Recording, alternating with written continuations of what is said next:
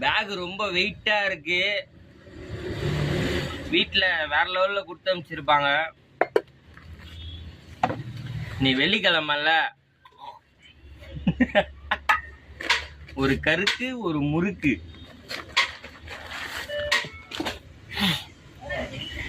எங்க ஆத்துல இன்னைக்கு பார்த்தேன்னா சாதம்.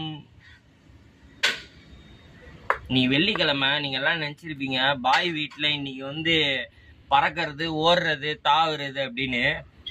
நாங்க ரொம்ப ஆச்சாரமா இருப்போங்க.